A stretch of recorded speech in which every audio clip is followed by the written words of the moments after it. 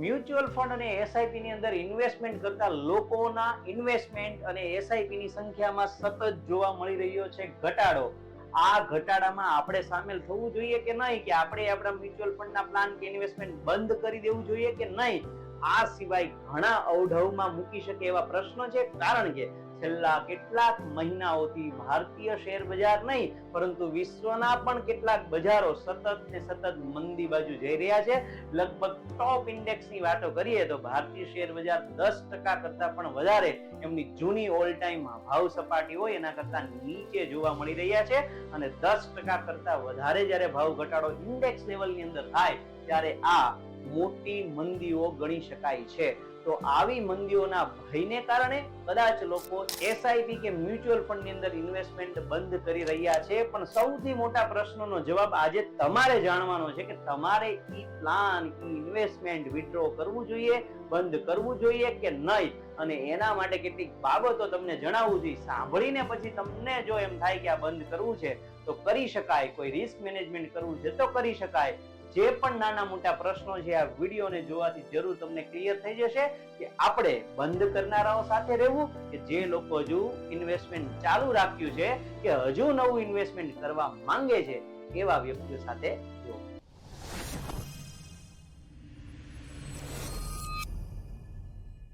તો ચાલો માહિતીની શરૂઆત કરતા પહેલા હજુ સુધી જો તમે સ્ટોક્સ ઓફ યુટ્યુબ ચેનલને સબસ્ક્રાઇબ ન કરી હોય તો સબસ્ક્રાઇબ બટન ઉપર ક્લિક કરવા વિનંતી અને સાથે નોટિફિકેશન બટન પણ ઓન કરી દેજો, જેનાથી અવારનવાર વિડીયો અપલોડ થાય તો પહેલી નોટિફિકેશન અને ઇન્ફોર્મેશન તમારા સુધી પહોંચી જાય. તો હવે ડિસ્કસ કરીએ મહત્વના મુદ્દા ઉપર કે લોકો સોશિયલ મીડિયા કે ન્યૂઝપેપર કે કોઈ પણ માધ્યમ એમ કહે છે કે નહીં એસઆઈપી કે મ્યુચ્યુઅલ ફંડ ની અંદર જે ઇન્વેસ્ટમેન્ટ થઈ રહ્યું છે ત્યાં ઘટાડો જોવા મળી રહ્યો છે. તો વાસ્તવિકમાં એ ઘટાડો નો ડેટા એ સંસ્થાઓ કે સોશિયલ મીડિયા પ્લેટફોર્મ ક્યાંથી જુએ છે એને પણ કેમ લાગે છે? કારણ કે આપણે અહીંયા એક વેબસાઇટ કે જ્યાં મ્યુચ્યુઅલ ફંડ નો તમામ ડેટા આપણે જોઈ શકીએ છીએ, જરાક એના ઉપર આપણે ફોકસ કરીએ. AMFI ની વેબસાઇટ ઉપર આપણે જઈએ ને તો એમણે જરાક કેટલાક વર્ષ વાઇઝ જેમાં આપણે તાજેતરનો ડેટા 2024-25 નું જે વર્ષ છે એના નજર કરીએ તો આખા વર્ષમાં જે એસઆઈપી ના માધ્યમથી મ્યુચ્યુઅલ ફંડ ની અંદર જે કલેક્શન આવ્યું હોય કેટલાક કરોડો રૂપિયાનો એનો ડેટા છે. લાસ્ટ 2024 ના એપ્રિલ મહિનામાં 20,000 કરોડ સમથિંગ ડેટા બોલું છું એટલું આવતું હતું, 20,000 થી વધતું જાય છે. જુઓ 24, 25, 25, 26 અને અહીંયા જે ડિસેમ્બર મહિનો છે ને એ પછી જે જાન્યુઆરીનો ડેટા આવ્યો, જાન્યુઆરી ડેટામાં લખ્યું છે 26,459 કરોડ રૂપિયાનું કલેક્શન થતું હતું, એના બદલે જાન્યુઆરીમાં 59 કરોડ ઓછું કલેક્શન જોવા મળ્યું. બસ આટલો ડેટા જોઈને તો હાઈ હોય થવા લાગી કે ભાઈ એસઆઈપી બંધ થઈ રહી છે અને મ્યુચ્યુઅલ ફંડમાંથી લોકો નીકળી રહ્યા છે. હજી એટલો રૂપિયો સ્ટોક માર્કેટમાં છે જે ભવિષ્યમાં ઈ લોકો એવું વિચારે છે કે જે 59 કરોડ સિવાયના મેમ્બરો છે કે અમારે હજુ બી માર્કેટમાં રહેવું છે, એની શું રીઝન છે, કારણો છે ને હું હમણાં ડિસ્કસ કરવાનો. તો ઈ તમારે જાણવા જરૂરી છે. ઈ સમજ્યા પછી તમારે હવે કોની સાથે જવું કે ભાઈ જે લોકો ચાલુ રાખે છે એની સાથે કે આવા બંધ કરે છે એની સાથે, પછી તમે ડિસિઝન લઈ શકો છો. હજુ જો કે અહીંયા આપણને ફેબ્રુઆરી અને માર્ચનો ડેટા નથી જોવા મળ્યો.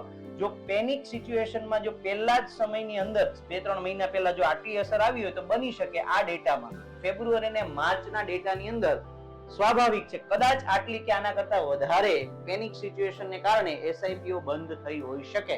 તો એટલા માટે આ વાત પ્રસરી રહી છે કે ઘણા લોકો મ્યુચ્યુઅલ ફંડ અને એસઆઈપી માંથી પોતે આ પ્લાન બંધ કરીને માર્કેટમાંથી ડિસઇન્વેસ્ટમેન્ટ કરી રહ્યા છે. પણ તમારે વાત ઈ કામ કરવું કે નહીં ઈ બાબત માટે અહીંયા કેટલોક ડેટા અહીંયા હું તમને જણાવું છું, એ જરાક વિચારજો તમે. અહીંયા મારે તમને 2024 નું જે વર્ષ છે ને ઈ પહેલા તમને સમજાવું. વર્ષ 2024 ચાલો આની સાથે ડિસ્કસ કરવાના છે જૂના એવા વર્ષો કે જૂના વર્ષો દરમિયાન કેવી ઘટનાઓ બનેલી છે અને ત્યારે એ સમયે શું સ્થિતિ હતી ને આજે એ લોકો કેટલું કમાણા છે. જેમ કે હું વાત કરતો પહેલા 1992 અહીંયા હું માર્કેટ લખી દઉં છું. ઈ સમયની અંદર જે જૂનું બોમ્બે સ્ટોક એક્સચેન્જ માર્કેટ છે એટલે હું એ સમયના સેન્સેક્સ ઇન્ડેક્સ ની વાત કરીશ. એના આધારે તમે બધી વસ્તુઓનો અંદાજ લગાવી શકો છો. આ સમયે એક ઘટના બની હતી હર્ષદ મહેતા 1992 સ્કેમ, જેના કારણે માર્કેટ લગભગ 40% જેવું ક્રેશ થઈ ગયું. મતલબ કે એ સમયે જે સેન્સેક્સ નો જે રેટ હતો ભાવ એની વાત કરું તો લગભગ 4000 રૂપિયાની આસપાસ હતો અને ત્યાંથી 40% એટલે અડધો ને તો 2021 થઈ ગયો. તો એ સમય દરમિયાન પણ લોકો ઇન્વેસ્ટમેન્ટ આ જ રીતે કરતા હતા. હવે એ સમયમાં જો આ ઇન્વેસ્ટમેન્ટ કર્યું હોય અને 4000 નો ભાવ 3250 થઈ ગયો, લોકો એમ કે ભાઈ આ બંધ કરી દો ભાઈ, એસઆઈપી મ્યુચ્યુઅલ ફંડ કે શેરમાં પડ્યા હોય પોર્ટફોલિયો બધું ખાલી કરી નાખો સારી કંપનીઓના. તો વિચારો લોંગ ટર્મ પર્પઝ વાળા જે ઇન્વેસ્ટરો છે 2024 ના વર્ષમાં ઈ જ સેન્સેક્સ નો ભાવ 80000 સુધી જોવા મળે છે.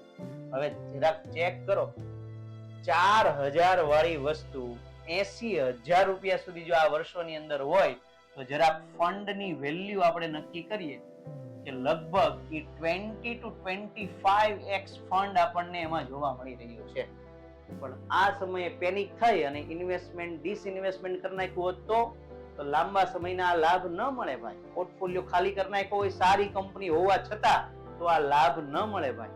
એની વાત નહીં, આગળ વધી આપણે એકદમ તાજા સમય આવું છે. જૂની કદાચ વાતો આપણા ઉપર અસર ન કરે, આપણને એમાંથી સમજ ન પડે, પણ તાજી ઘટનાઓ તો આપણને ગાઈડન્સ આપી શકે ને ભાઈ આ માર્કેટ આવી પરિસ્થિતિઓ એ આપણને ભાવિ સમયમાં કેવા ડિસિઝન લેવામાં મદદરૂપ થાય છે. ત્યાર પછી વાત કરીએ વર્ષ 2000 માં .com બબલ નામની કંપનીનો એક ઘટના બનેલી જેના કારણે માર્કેટ 20 થી 22% જેવું ક્રેશ થયેલું. એ સમયે સેન્સેક્સ નો ભાવ 5000 રૂપિયા સુધી હતો અને ઈ 2000 ના વર્ષમાં પણ આવી ઘટનાઓને કારણે જો વ્યક્તિઓએ ડિસઇન્વેસ્ટમેન્ટ કર્યું હોત તો અગેન 2024 આજે સેન્સેક્સ નો ભાવ 80000 રૂપિયા છે. તો જો અહીંયા ચાલુ રાખ્યું હોત તો આજે એનું 16 થી 20x જેટલું રિટર્ન હોત. જો બંધ કર્યું હોત તો આ બધું આ પેનિક ને કારણે જે અત્યારની સ્થિતિ છે ને, જે પેનિક માહોલ છે, યાદ રાખો જે અહીંયા હું લખું છું ને કે હર્ષદ મહેતા કે ત્યાર પછી લખું છું .com બબલ, આવા કોઈ પણ કારણો મોટી મુવમેન્ટ માટે જ જવાબદાર હોય. હાલમાં વૈશ્વિક બજારો, પછી ટ્રેડ પોલિસી, બધાની ઇકોનોમી કન્ડિશન અને બીજા કેટલા એવા કારણો છે જેમ કે નાના મોટા યુદ્ધો થવા વારંવાર, વૈશ્વિક વ્યાપાર, આ બધા અત્યારના કારણો છે ભાઈ. અને એમાં કોઈ કારણો સૌથી મોટા હોય છે, જેમ લાસ્ટમાં ટેરિફ ને લઈને જે નિયમો આવ્યા એના કારણે વધારે લોકો પેનિક થયા છે. તો એવા કારણો હતા એ સમયના. ત્યારે કદાચ એક મોટું કારણ હતું, આજે નાના નાના એવા 2-3 કારણો. તો એ પેનિક ઊભું કરે છે. અને કોઈ પણ ઇન્વેસ્ટરોને ભવિષ્ય ઉજળું હોય ને તો પૈસા રાખવા ગમે સ્ટોક માર્કેટ. પણ જ્યારે ઉજળું ન હોય, આમ ધૂંધળું દેખાય, શું થાય, આમ કરે છે, બોલો આમ કરે છે, દેશો આમ બાંધે, ત્યારે લોકો ડરી જાય ને પૈસા કાઢી નાખે માર્કેટમાં. પૈસા કાઢવા સેલ કરવું પડે. મોટા બધા ભાગના ઇન્વેસ્ટરો સેલ કરે તો માર્કેટમાં આવું કરેક્શન જોવા મળે, નીચું જાય. પણ તમે અંતર જોઈ શકો છો. હું તમને દરેક પરિસ્થિતિઓ પછી 2024 સમજાવું. તો અહીંયા વાત કરીએ એનાથી ઓર નજીકનો સમય 2008. ભારતની સ્ટોક માર્કેટ પડવાની હિસ્ટ્રીમાં સૌથી મોટો કડાકો 2008માં ગ્લોબલ ફાઇનાન્શિયલ ક્રાઇસિસ, વૈશ્વિક નાણાકીય કટોકટી સર્જાણી હતી. એ સમયે લગભગ માર્કેટ 60% જેવું ક્રેશ થયું. પણ આ વર્ષમાં આપણે ઓન એન એવરેજ વધારો ઘટાડો બધું થયું. ત્યાર પછી સેન્સેક્સ ની વેલ્યુ જોઈએ તો 15000 રૂપિયાના આસપાસ હતી. જો કેવી ઘટનાઓમાં પસાર થઈને આવ્યું છે ભારતીય અર્થતંત્ર ઉપરાંત માર્કેટ, તેમ છતાં 2024માં એનો ભાવ 80000 છે.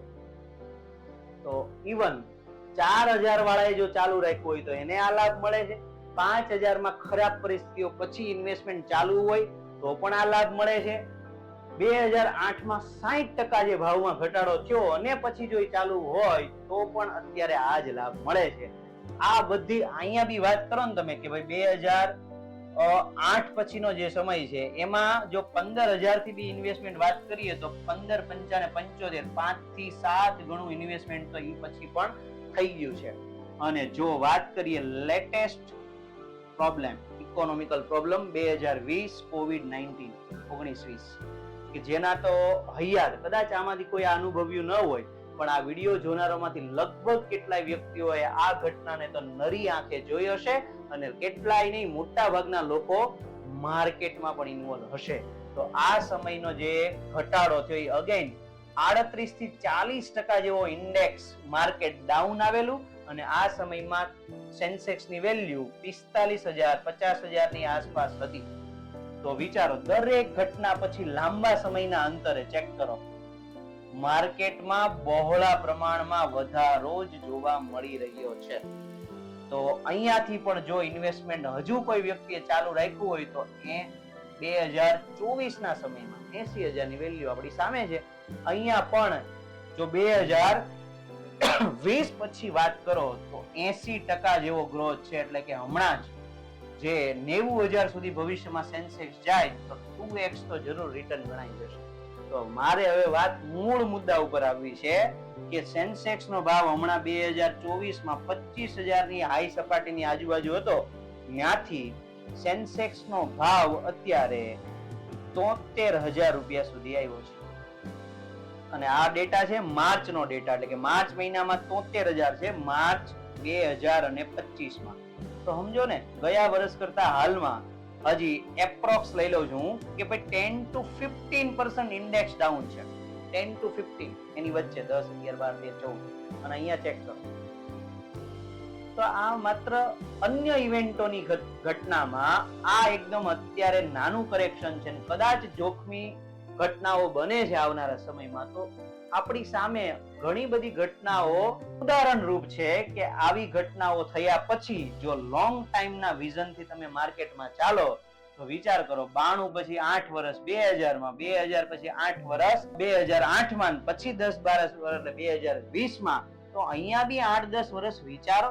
ઇન શોર્ટ કે 2032 આજુબાજુ તો તમારે આ બધું જે ઇન્વેસ્ટમેન્ટ જે લોકો વિથડ્રો કરી રહ્યા છે એ જરાક વિચારો. કદાચ તમારે આ બધું જે અત્યારે જોઈ રહ્યા છો એના કરતા ભવિષ્યમાં તમને સારામાં સારું આ બધું market, mutual fund industry return કાઢી આપી શકે છે. અને તેમ છતાં દરેક ઘટનાઓની કંઈક ને કંઈક લાંબા ગાળાની ને ટૂંકા ગાળાની અસરો હોય છે, એને પણ સમજવી ખૂબ જરૂરી છે.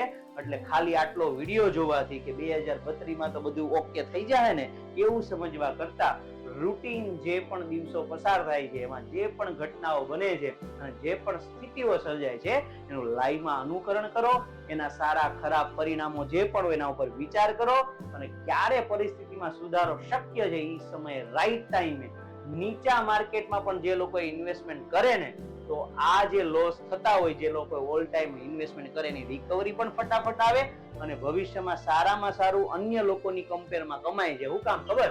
કારણ કે જુઓ તો આમાં મેં કીધું 4,000 નો ભાવ ઈ વરમ 2,000 જ આવ્યો, તો અહીંયા ઇન્વેસ્ટમેન્ટ કર્યું એને નીચા ભાવે ઓર કર્યું હોત તો, જેને આપણે એવરેજ સિસ્ટમ કહી શકીએ છીએ, 5,000 માં 20% ઇન્ડેક્સ જ્યારે નીચે ગયો ત્યારે અગેન કર્યું હોત તો એવું સર ખબર પડે 40% જ નીચે જવાનો છે, 20% જ નીચે જવાનો છે?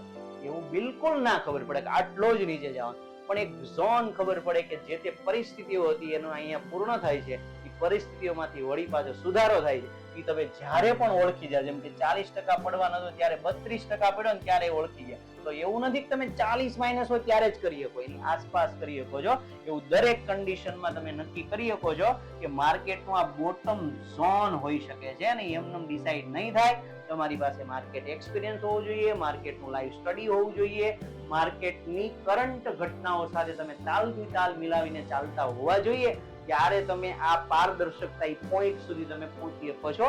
અને ત્યારે જે ઇન્વેસ્ટમેન્ટ તમે અહીંથી 85,000 કર્યું હોય નીચા ભાવે જો તમને બોટમ લેવલ ફાઇન્ડ આઉટ મળે ત્યારે તમે રીઇન્વેસ્ટમેન્ટ કરો ને તો અગેન તમારે જે ભાવ વધારો જોવા મળે એમાં જે આ ક્ષમતાઓ છે, જે નોર્મલ પબ્લિક એકવાર ઇન્વેસ્ટમેન્ટ કરીને બેસી જાય છે એનો ડેટા છે, પણ જે આવું કરે છે એને આના કરતા પણ ક્યાંય વિશેષ અને વધારે રિટર્ન માર્કેટ લાંબા સમયના અંદર આપે છે.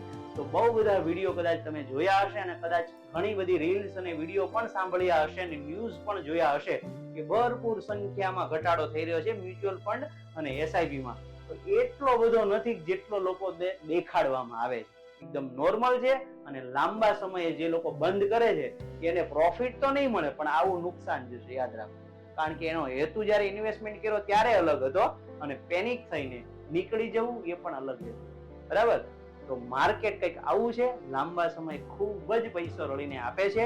તો આ વાતોને ધ્યાનમાં રાખી, કરંટ બાબતોને સમજી વિચારી અને પોતાના ઇન્ડિવિડ્યુઅલ રિસ્ક પ્રમાણે તમે માર્કેટમાં જરૂર આગળ માટે લાંબુ અને સેફટી સાઈડ વિચારીને ઇન્વેસ્ટમેન્ટ ચાલુ રાખી શકો છો તો મારું માનવું છે. પણ હવે તમે કમેન્ટ બોક્સમાં બધી બાબતો જાણ્યા પછી લખો કે હવે તમારે તમારી એસઆઈપી કે મ્યુચ્યુઅલ ફંડ કે બીજું કોઈ પણ ઇન્વેસ્ટમેન્ટ હોય તો એનું શું કરવું છે. અને માહિતી જો સારી લાગે તો અન્ય લોકોને શેર પણ કરજો. વિડીયો લાઈક કરવાનું ભૂલતા નહીં અને હજુ સુધી જો ચેનલ સબસ્ક્રાઇબ ન કરી હોય સબસ્ક્રાઇબ કરવાનું ભૂલતા નહીં.